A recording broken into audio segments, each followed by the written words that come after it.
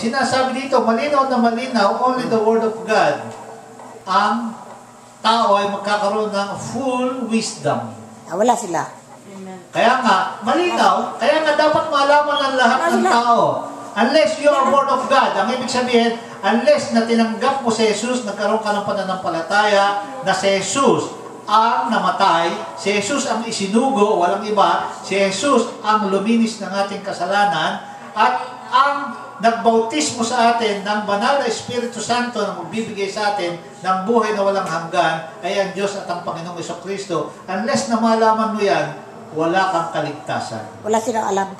Kaya nga, my people are being perished and destroyed for lack of knowledge. Kaya nga, ang linaw ng Bible, kung pag-aaralan natin, kung a-attend tayo ng mga Bible study, yung totoong nangangaral ng Biblia, hindi yung dagdag kulang. Hindi, yung mga totoong nagsasalaysay ng salita ng Diyos. Ang Old Testament at ang New Testament. Kaya hindi sila alam yung... Hallelujah. Hindi nila alam yung cycle. Amen. Kaya nga, maawa tayo sa kanila. Sabi ng Diyos, huwag tayong mainis o magalit sa kapwa natin.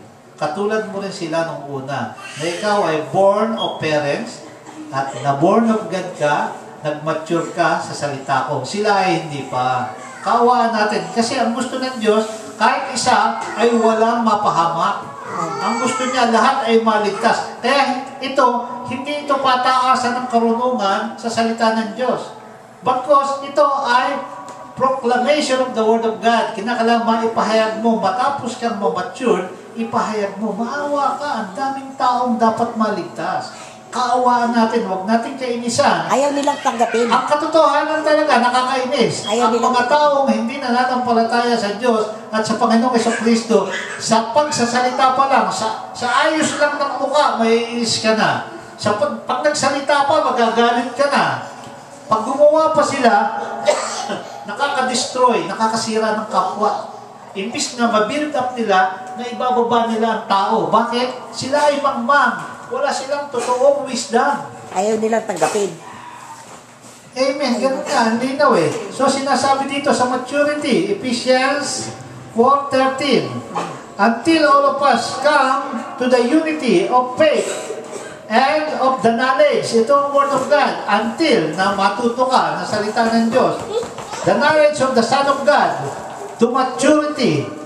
To the measure of the full stature of Christ. Kinakailangan ay maging ganap ka sa Panginoong Jesucristo. Ang ibig sabihin, you walk like Jesus, you speak like Jesus, and you act like Jesus Christ.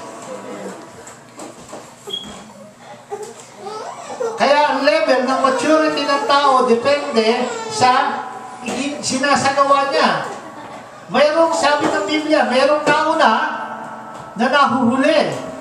Biro mo, 50 taon nang nag-aaral ng salita ng Diyos. Ang mga gawa niya ay hindi kamukha ng sinasabi ng salita ng Diyos. Bagkus, laban pa sa salita ng Diyos. Ang kanyang aksyon, ang kanyang salita ay laban sa salita ng Diyos. Pero siya, 50 taon nang nag-aaral ng salita ng Diyos.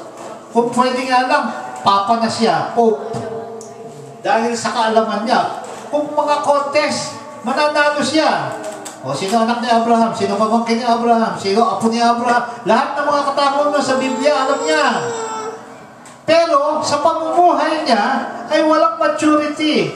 Walang nakikita sa salita niya. Walang nakikita sa gawa niya. Ang tawag doon, immature Christian. Amen. Oh, hallelujah. Hindi alam ang cycle. Praise the Lord. Hindi niya alam ang cycle ng buhay.